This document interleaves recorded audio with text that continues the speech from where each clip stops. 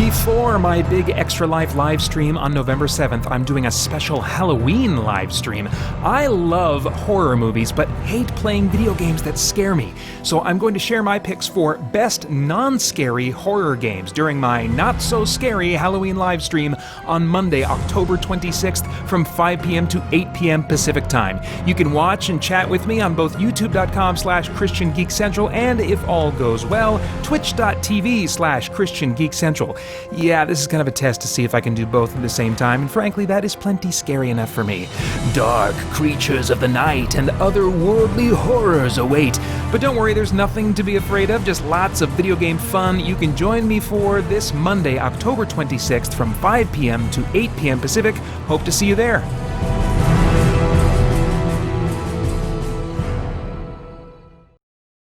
Well, hey, welcome to this chat about the state of Star Trek, and joining me is Adam David Collings, a longtime member of the Christian Geek Central community, and someone I very much appreciate as well for his involvement in content creation. He has contributed for a while now to the Christian Geek Radar, the monthly news thing that I try to put together to let you guys know about what's going on in the world of Christian-created entertainment. And he really stays on top of authors and what's going on specifically in that world, and lets me steal about half of his news reporting that he does so faithfully, so much more faithfully than I do each month on his YouTube channel. He's also a science fiction writer, and he contributes the Babylon 5 Shawarma segment, going episode by episode through the entire series of Babylon 5 on the Christian Geek Central podcast. So many things that I am impressed by and grateful for. Adam, thank you so much for doing this with me. Yeah, no worries. Very happy to be doing this. And Adam, if you couldn't tell, is from down under in Australia, which I've been to once when I was in 7th grade. I went there on a tour with the Phoenix Boys Choir. But I don't remember seeing you, so maybe we weren't in your area. But I always have like a soft spot in my heart. I want to go back to Australia, especially if Farscape gets going again, like you and I think both hope they do. Yep. And they get like some sets and studios running over there. Then there might be, I don't know, on the off chance, some chance for like a studio tour and to walk on the Bridge of Moya. But that's a dream for another day. We're talking about Star Trek right now. And Adam, like me, I think even more so than me, you're a longtime fan of Star Trek. I watched the show primarily starting with Next Generation. Actually, like halfway through Next Generation is when I started. I eventually caught, I think, all the reruns of that show. And then every Star Trek after that was on TV except for Enterprise. I watched a few episodes of that and then gave up. It wasn't for me. And I've just now been getting into, in recent months, both Star Trek Picard and Discovery. I binged and caught up so that I could watch and talk about the season 3 premiere of Discovery.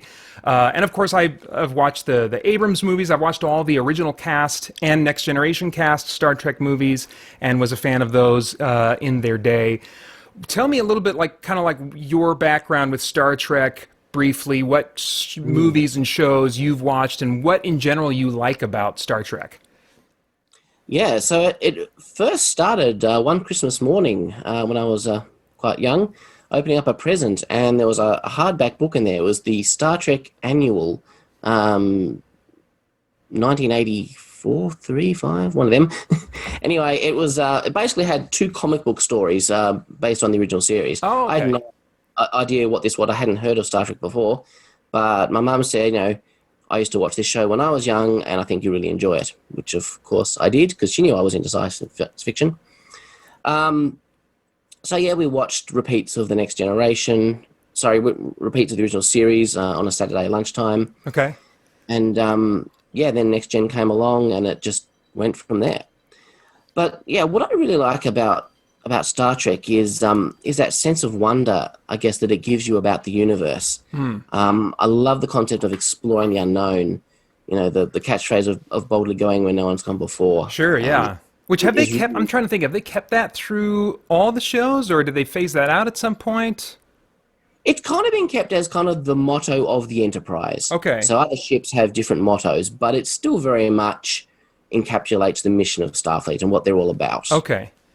I also liked the moral center of the show. Yeah. Even back watching the originals as a young kid, I got the sense that it was written from a point of really wanting to create these heroes that had a good moral center to them, that wanted to do the right thing and encourage others to do the right thing. And that was something that I kind of connected with and appreciated. But yeah, just the sense of adventure. And another thing I really like about it is that it's a world that I think I'd like to live in. And that's not just because of the optimism and the utopian kind of future, which I guess is part of it, but also I just love the technology and the convenience. You know, who wouldn't love to live on the Enterprise and see those stars streaking by through the window as you fall asleep? Oh, geez, yeah. Being able to get food out of a replicator or hang out in the holodeck. You know, it's just, you know, I spent most of my life just dreaming about what it would like to be in that world. Yeah. Yeah, no, I'm totally with you. I mean, the holodeck was huge, of course, and I think they realized fans like that because in Next Generation they kept dipping back into holodeck episodes and stuff, and yeah.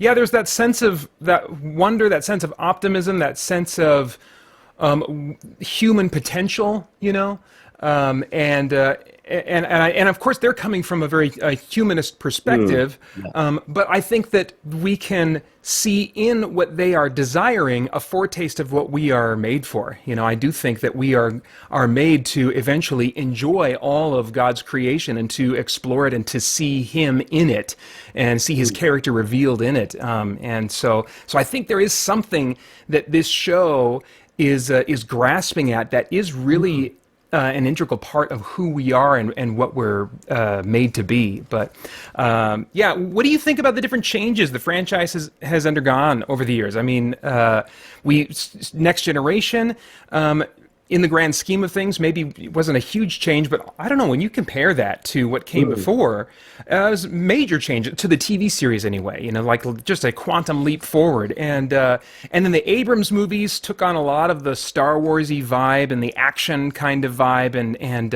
kind of messed up the characters, made their relationships more messy, you know, and introduced more conflict.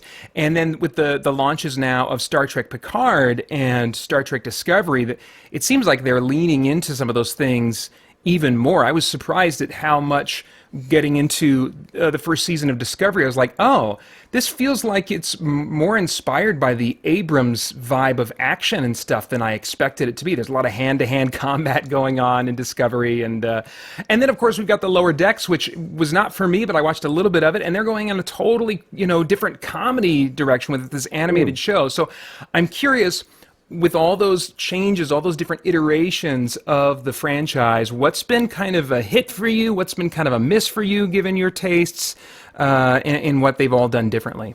Yeah, well, as you say, that first big change was the Next Generation. And although it followed the existing formula very closely, just the fact that it was a new show was huge. My first exposure to that, I was actually at a video rental store. Do you remember them? And I remember up on the counter they were displaying just a little VHS case of Star Trek: The Next Generation, and I looked at that. I thought, what on earth is this? It says Star Trek, but those are the wrong people. I'd never heard of the concept of a spin-off, so my first reaction was a bit negative. Like, you can't just create a new show with different people and call it Star Trek. That's just sacrilegious. Yeah. But of course, you know, probably a year later when it actually hit Australian TV stations, I heard it was coming. I'm like, well, of course I'm going to watch this. I want to check it out, see what it is. And it grabbed me straight away. And yeah, I became more of a fan through Next Generation than I had through the original series. So, that was a big change, just to show that you could do more than one show.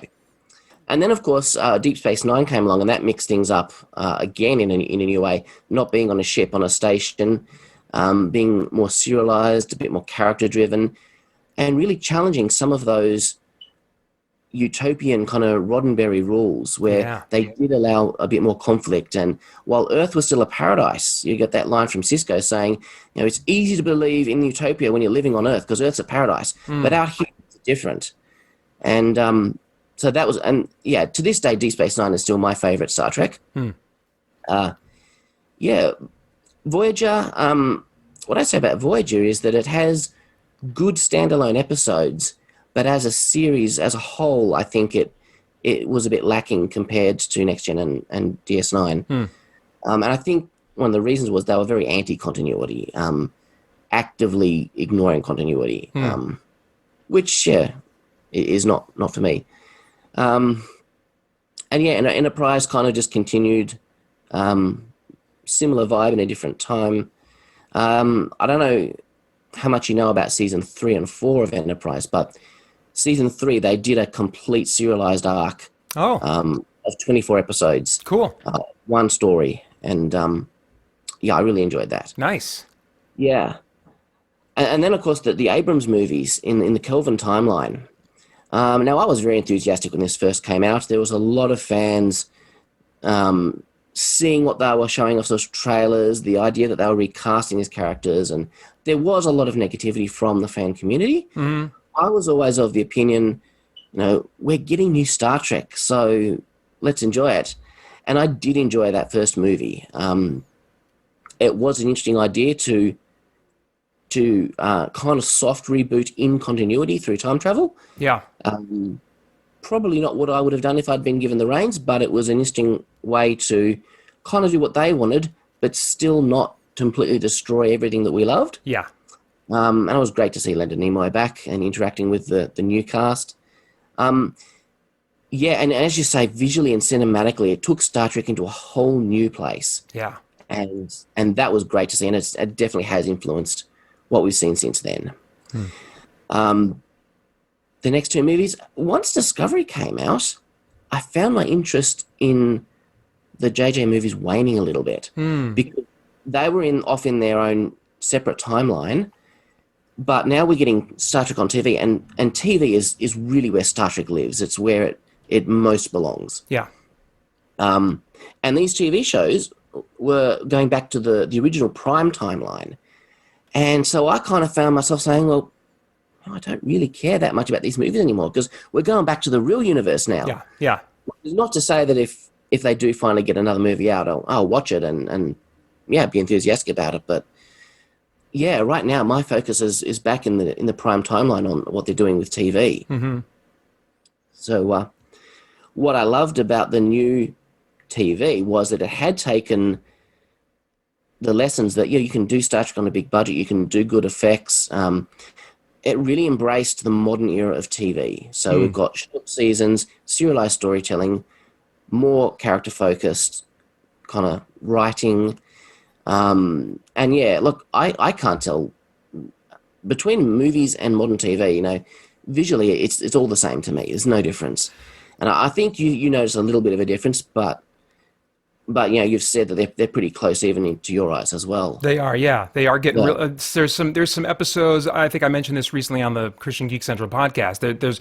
There's some shots in some of season 2 of Discovery that I'm like, I'm pretty sure this is on par with what I saw in the Abrams movies in terms of quality of visual effects. So that's a great time that we're in now for these kind of premium stream show services that I guess maybe using that financial model, they're able to pump more money into their shows and add to that the fact that I think the technology has advanced and become maybe a little cheaper. But yeah, that's been great to see. Yeah. I think where the weakness of the new shows lies is in some of the writing, particularly they're doing some really good writing with the characters, but I think in terms of plot, we're seeing a lot of plot holes. Season 1 Discovery, we were seeing them playing fast and loose with canon, which was quite upsetting to a lot of people. They've tried to do what they can to fix that through season 2 and 3. You can debate how well they've done that, but they've definitely tried. What I'm finding from looking at 2 seasons of Discovery and 1 of Picard is that they're good at setup, they're good at establishing mysteries, they're not so good at payoffs and resolving those mysteries. So I'm still waiting for them to really hone that side of us and hopefully with Discovery Season 3, they'll do that. Yeah. How are you feeling about Picard? Yeah, it was wonderful to go back to my era of Star Trek. the original series was great, and a pre-TOS setting for Discovery was interesting, and I love that we got to see Pike and Spock come back, well, Oh, especially yeah. Pike. I mean, yeah. But going back to the 24th century, seeing kind of how time has moved on since the 90s in kind of real time, and going back to that world, that was very exciting for me. When the Abrams movies came out, I didn't think we'd ever see that again. So I was thrilled. And it was great to see Patrick Stewart come back in that role. He's an amazing actor. And yeah, again, very, very serialized, very character. I think at the time I found it even more, like I appreciated the character stuff more in Picard than in Discovery, but you know they're fairly close. I think you were saying the other day that you're the other way around, but both have done some interesting stuff with character. But again, it was that final episode, really, the kind of the final two, but mainly the last episode that I felt let it down. The last episode of Picard? Of Picard, yes. Okay. I felt the... Well, let's open that up. Let's just say, guys, spoilers, okay? If you haven't caught up, we're talking about the current state of Star Trek, and so you should be current before going forward. Let's talk spoilers of Picard. What are you talking about? Yeah, okay. So and again, it's about the resolution. When things came to a head between the Romulan fleet and Starfleet, that felt like it all kind of fizzled out a bit. Like they're there, they have a few harsh words, and then it's kind of over. So I think in terms of and I know it's not an action show, but I felt, an epic space battle was kind of warranted in that moment. So that was kind of halfway through that episode where we got the kind of the plot climax. Okay. And then after that, we had the character climax. And they did some really interesting character stuff with Picard and Data. Yeah. And this is possibly coming into what we might talk about a bit later with I guess, some of the themes and how it relates with Christianity. Sure, you can jump into it whenever. Yeah. So it was wonderful to see those two together and get some closure regarding their relationship. Yeah. So I appreciate that. I guess I'll just say it. They'd acknowledged Picard's Irremotic syndrome from All Good Things, which was really cool. Yeah. They brought that to an end a lot sooner than I thought. I thought that would be a continuing theme through the seasons. I thought they keep examining the idea of mortality and aging and just knowing that you're coming to the end of your life soon. Yeah. But yeah, they went straight forward in that final episode and Picard dies. And when they then brought him back in an android body, I still don't know how I feel about that. Yeah, I don't think they would say he's technically an android. I think the sense, the impression I got was that they are trying to say that this is a fleshy android. It's basically only an android in the sense on like a very microscopic cellular level. Yeah, but it's like the Cylons. Yeah, it's going to behave in every way and have all the weaknesses of a human body. And so, like, effectively, it's like it's Picard. But it was kind of weird that they didn't make him immortal. They said, well, you're still going to kick the bucket in a few years, and you're still going to have a weak body and stuff. And it was a strange choice. And I was honestly, just because watching Patrick Stewart, you can hear in his voice, he has a frogginess in his voice that's showing his age. Yep. And just the way he moves and handles himself, you can tell he's really more frail than he was maybe even a few years ago making one of the X-Men movies. And I think that I was expecting that the series could be called Picard, but survive the absence of Patrick Stewart. Not necessarily because he dies, but if he continues to become more frail or infirm, eventually he's just going to say, I'm sorry, guys, I'm not up for this anymore, this scheduling and stuff like that. And so they have to figure out what they're going to do. And so I was imagining that this series could segue into being in some way connected to the legacy of Picard, and so it would still be appropriately titled Star Trek Picard, but there would be some kind of way in which the baton is passed or his legacy is the focus moving forward. I still think that's a possibility, but it was it felt a bit cheap to me. I was seeing him dying at the end, and I was like, oh my gosh, they're actually going to do this really bold thing, and they're going to kill him off at the end of, it's the first season, right? They're going to kill him off at the end of the first season, and the first season will function as basically a pilot for the long-term series agenda that they have. And then they just brought him back, and it's like, I don't know. So I think I was feeling a little what you were. But thematically, having listened to some of the interviews in the Ready Room that Will Wheaton hosts, they were talking about how the message they were trying to get across with this was that there is no difference between natural life and artificial life. Oh, really? Oh my gosh! And so the ultimate way they're going to show this message is, well, we're going to take a hero and now he's a synthetic, and that doesn't matter because there is no difference. Oh, which is a very interesting statement, I guess, from a Christian perspective. Yes. And, well, from a Christian perspective, I mean, if I don't want to, I mean, there's always, we're always suspending disbelief when we watch any fiction, even if it's fiction that doesn't have any supernatural or sci-fi elements. We're suspending disbelief all the time. That's part of the activity. But it's going to differ from person to person how much of your disbelief you're willing to suspend. And there are I usually try to hang on to my belief in the immaterial component of human beings.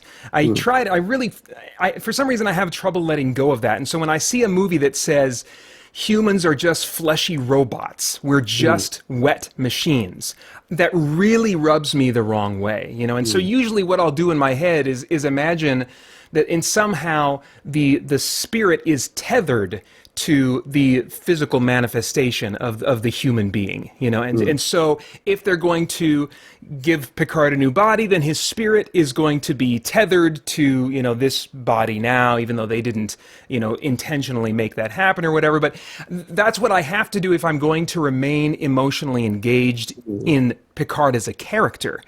And I think there was like a theory a while back online, I don't know if you ever saw this, that basically anytime someone gets transported in Star Trek, they're killed, and then a new version of them is recreated. Basically, I think the official Star Trek line on that is no, because it's the original matter being converted to energy and back again. It's not creating new matter. I see. And so they're saying, well, no, from our perspective, you're not dying. It is still you. But yeah, it is. It's always been an interesting philosophical question in regards to teleportation. Yeah. Yeah, so that's interesting because I mean I sensed throughout watching Picard that from almost the very beginning that was something that was driving the philosophy, or that at least was it was foundational to the worldview, to the premise of the whole show. But to hear that they were actually, in a sense, trying to preach that from what you're describing, that like basically artificial life is no different than organic life. I'd want to watch it myself to hear it from the horse's mouth. But the way you're describing it sounds like a straight up naturalistic / atheistic agenda. I'm like, wow, Yeah, I mean, back in early TNG when we saw The Measure of the Man, I was rooting for Data to, be recognized with his rights as a life form. Sure, yeah.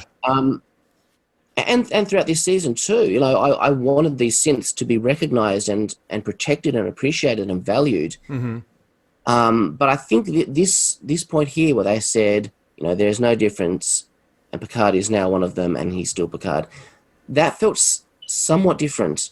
And I think it's an idea that is often held by people in this world, that value and sameness are required for each other. So for something to be valued equally as us, it must be the same as us, not different. And I think that's maybe some subtlety there that might be lost, perhaps. Yeah, they're not interested in the value of apples and oranges. They want to make both of them apples somehow, maybe. I don't know. Well, let's stay on the themes a little bit. That's not really... the Star Trek is really big on diversity and celebrating differences and stuff. So, yeah, I don't know. It felt a bit... Something just felt a bit weird in there that I can't quite describe. Yeah. Well, let's stay on themes for a second. I do want to come back to Discovery's like new status quo, but before we get to that, let's stay on themes. get the impression that Discovery is maybe a little bit more willing to explore spirituality in some way, or validation of spiritual, if at the very least spiritual practice, maybe, if not actual the truth claims of any spiritual belief system. Am I just kind of imagining that? Are you picking up any of that as well? What do you think? Yeah, there was definitely exploration of that in season 2 of Discovery. And they said outright at the beginning that faith was a theme of the season. At one point they said faith versus science, but I think it more just became an exploration of faith. And I think, Pike was presented as the man of faith. He was representing that side. And then Burnham was the pure rationalist, kind of on the other side of that issue. Yeah. And they did some interesting things with exploring that throughout the season. And what they came to at the end was that, Pike is saying to Burnham, we need to have faith. We need to take a leap of faith and put our trust in whatever intelligence is guiding these red symbols, red signals that are appearing throughout the galaxy. We don't know what is causing them, but we just got to have faith that whatever is behind them has our best interests at heart. And that was kind of hard for Burnham to do, but in the end, she had to kind of take Pike's advice and take that leap of faith in order to save the universe, essentially. Now, what I found interesting about that is I think the value of faith is kind of determined somewhat by what you're putting that faith in. Yeah. In the case of the Discovery crew, they had zero information about the source of these signals. They didn't know what it was. They didn't know the character of what was behind it. They did have a little evidence to show that in the past, its actions had seemed to be benevolent. Mm-hmm. That's basically all they had to go on. So it was very much a blind faith. Yeah. Which I would kind of contrast with what I believe as Christians that we have, which we've got a lot more tangible stuff that we can look at to build our faith on top of. Yeah. We have the Bible, which reveals to us God's character. We know a lot about what God values, what he thinks, based on what is written about him, based on the person of Jesus, because looking at Jesus shows us what God's character is, because he's God in human form. And so he said, if you look at me, you see the Father. Mm-hmm. So I think that's a big difference in the kind of faith that we have versus the kind of faith that Pike and Burnham had to exercise. Yeah, and I want to point to again also just the since we're talking about the nature of Christian faith, and I've mentioned this a number of times over the years on the Christian Geek Central podcast, but the Greek word for faith in the New Testament contains the idea of trust. It's a faith that is based on trust, and trust is earned, based on some kind of evidence or some kind of track record or whatever, when we trust someone. And so what was really striking to me was in that one of those last exchanges between Burnham and Spock, where Spock, I don't remember the exact scene. I'm probably going to mess this up or reverse their who said what, but I believe it's Spock they were talking through this leap of faith that was necessary to be taken in this big climactic moment. And he says a leap of faith that is one that is only logical, And I was like, oh my gosh, I can't believe they put that in the mouth of Spock. The idea that faith could be logical, faith could be chosen on the basis of logic, on the basis of reason. And the Apostle Paul argues from reason, argues from logic, when he's persuading people to come to faith in Jesus, And so to see that concept recognized, and to see them, in Star Trek of all places, where they always put faith and logic against each other unnecessarily, to see finally in the mouth of Spock of all characters, those two concepts united and seen as compatible was really striking to me. I don't know. Did you notice that too? You mentioned it the other day on the podcast, and that's I don't know if I specifically remember that line, but yeah, when you said that, I thought, wow, that really is incredible. I actually want to go back and rewatch that scene now, just to see that play out. But yeah, Yeah. that was that's surprising and really quite cool, I think. Yeah, it makes me wonder what's going to happen in the future, and now we can get into the premiere of season 3 of Mm. Discovery, because that there's a little bit of a bridge there. She meets this new character whose name I can't remember. It seems like maybe they're going to set him up as a love interest for her. I don't know if that's where they're going, but he had his shirt off in a key scene that I'm like, I think she's supposed to be noticing his shirt off right now, you know.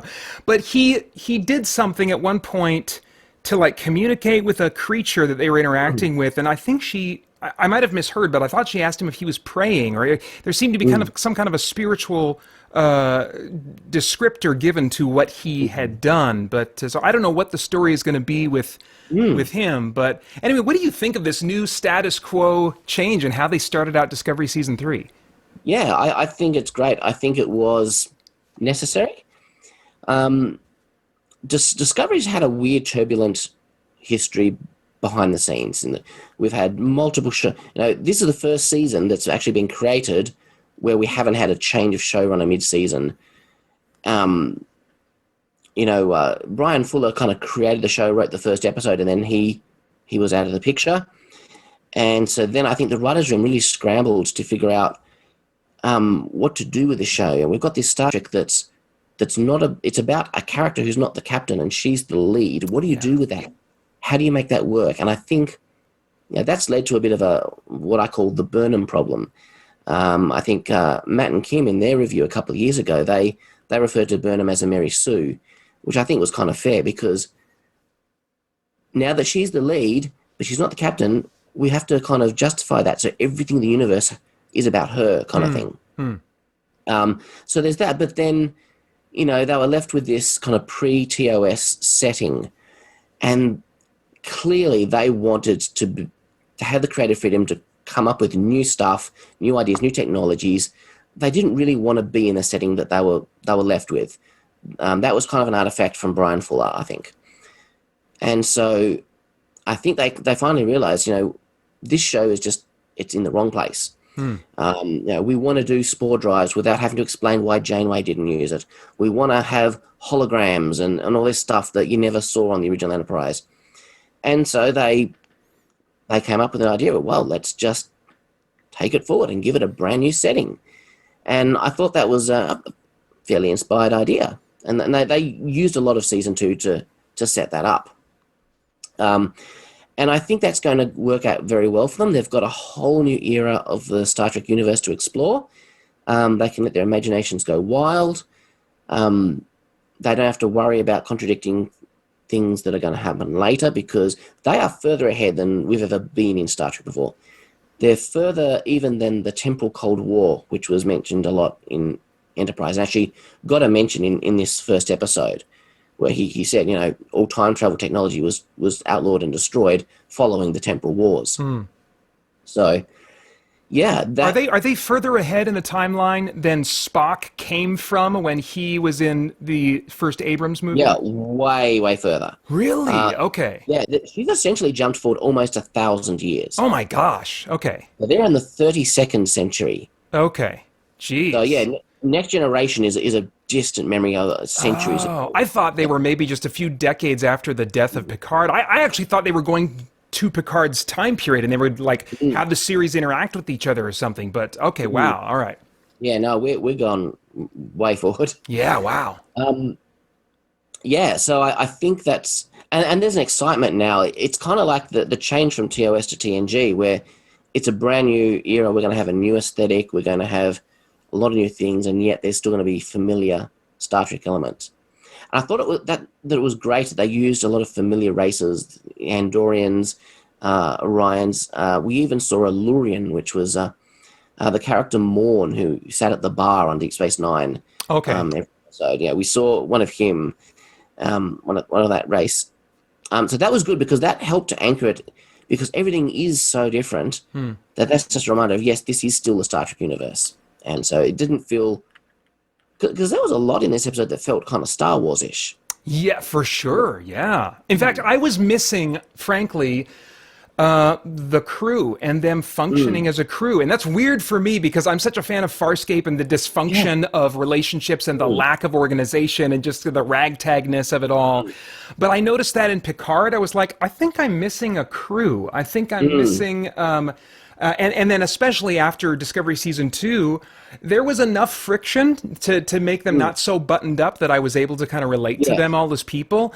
But I found that in the first episode of Season 3, I was like, when's the crew coming back? Is this just the Burnham and the Hunky Man show? I mean, like, when are we going to see the crew back? And I think the preview that they show for the rest of the season clearly indicates the crew's coming back, hopefully sooner rather than later. But I just wonder if I'll miss Starfleet or if they'll still function as a crew, you know.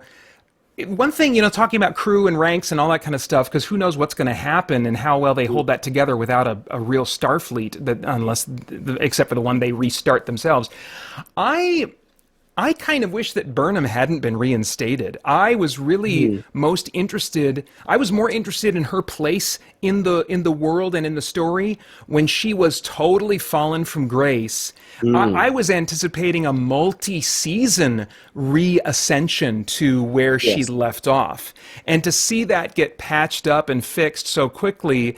Well, it wasn't as cheap as Picard's resurrection, you know, but it felt a little bit like, oh, you guys are kind of missing an opportunity, I think, here, you know. But I don't know. So, do you have any thoughts about that, or where? Yeah, I totally agree. I found her return to grace a little unbelievable, because at the end of that second episode, she was sentenced to life imprisonment. Yeah. And to go from that to, okay, well, not only are you totally forgiven, no more prison, but you're in Starfleet and you're given the rank of commander.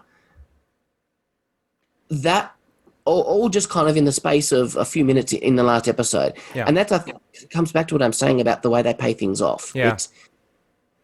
I found that very hard to accept. So, but I think they were written into this weird place again by Brian Fuller starting things and then not being there anymore. It would be hard to justify, I suppose, her staying on the ship without being forgiven. Like, even just her being on Discovery for season 1, there was a little bit of... I really had to suspend my disbelief on that. Well, especially without that captain who, like, sanctioned her specifically for her expertise to stay on board. Once he was shown to be, like, this totally evil dude... He was her ticket staying on that ship. And so they did have to, you're right, they did have to do something.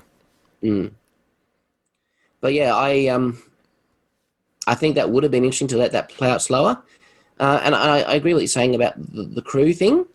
But yeah, the ship will be coming back in the second episode. And I think we're getting that feeling of crew back. And I think that will be good. I am really interested in this idea of rebuilding the Federation and recreating Starfleet. It is an idea that was explored in a Gene Roddenberry show called Andromeda. Did you ever see that? Oh, I watched some of that, but I didn't stick with it. Yeah, that was one of the ones that he wrote. He wrote the pilot script before he died, and then they kind of found it and they said, well, let's turn this into a show. That's right. So it was a posthumous Gene Roddenberry show. Yes. And you can say they've actually created a dystopian future for Star Trek now. Which is very, very anti-Roddenberry.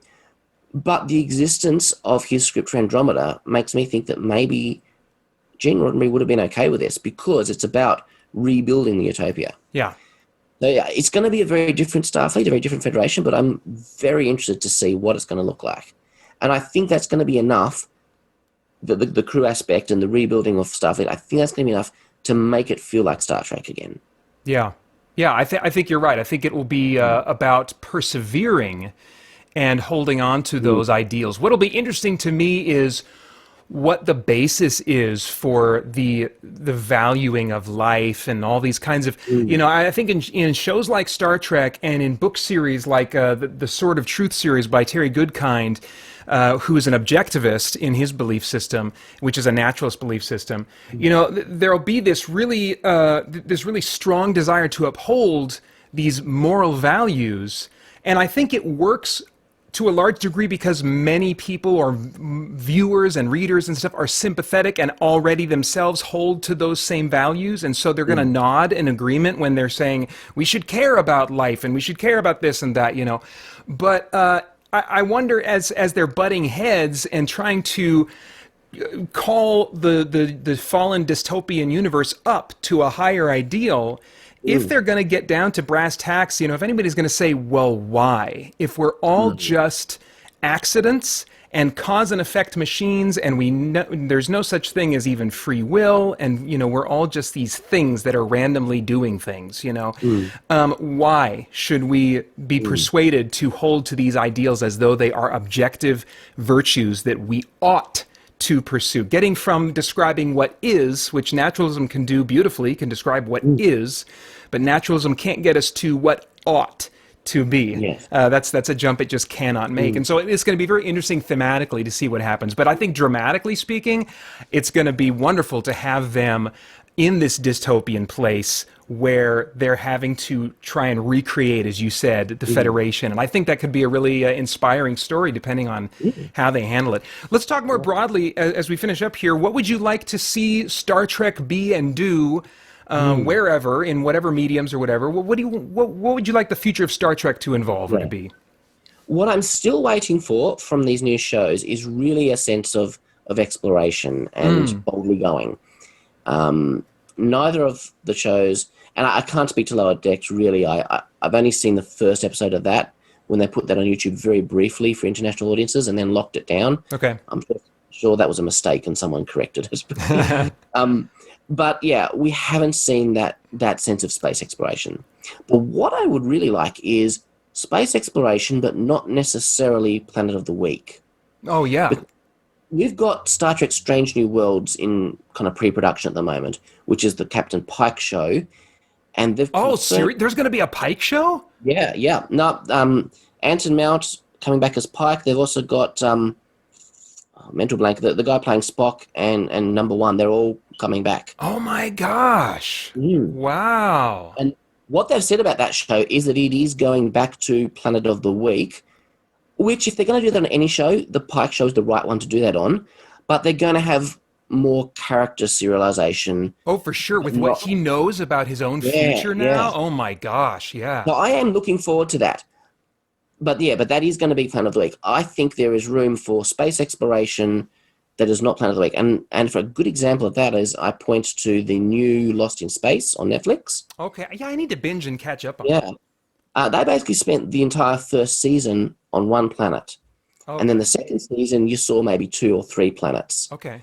So that kind of, I think, is a good example to show that you can do that. You can still get that sense of boldly going, but not jumping from one to feel like these really insular stories.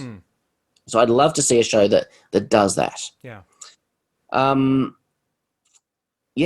love to see a bit more love for Deep Space Nine. We've had a lot of connective tissue to the original series, to Next Generation, and to Voyager, with 7 of 9 in Picard, obviously. And I don't know if you've heard that Janeway is going to be the star of Star Trek Prodigy. I heard about this. Yeah, which is the Nickelodeon kids animated show. Yeah, what? Okay. But we haven't had a lot of love for DS9. Yeah. So I'd love to see some more of that kind of come through. But yeah, maybe actually moving beyond our galaxy, sending explorers off to explore another galaxy, which is something that Star Trek has never done. It'd give that kind of distant from home thing that Voyager had, but on purpose, not accidental. So they prepare themselves. They'd have a real community that would be agreeing to go and maybe not see home again for a long time or whatever. So that, I think, could also be a fun kind of thing to explore. Yeah. I think all of that sounds good to me. I'm really happy with where they are going now. I mean, especially Discovery. I don't know how much I'll stick with Picard, but I plan on sticking with Discovery at least, and I'll wait till the whole season's out, and then I'll get CBS All Access for 1 month again and binge and catch up or whatever. But what I like is that there's all these different flavors of Star Trek, It's Yes. kind of what I want to see in superhero movies on the Marvel side and on the DC side of things. Instead of them feeling like they need to stick to one tone, I want them to wake up and realize that you can have all kinds of different stories with different tones, and that there are audiences for all of those different tones. And so I love to see that Star Trek is being successful enough that we can get these different kinds of shows, and there can be, you know, one or two for this person and one, maybe two for me, you know, and so it's neat. I would love, of course, for Discovery to explore faith a little bit more, and to just allow for the come back to that idea of the compatibility between faith and logic. I think that was just such a wonderful moment. I don't expect them to hammer that again as a theme for a while, but it would just be interesting to see little indications that the writers see that, oh yeah, these are reconcilable. In fact, they're very compatible depending on how you view faith. If you don't have this very narrow view of faith that people so typically do.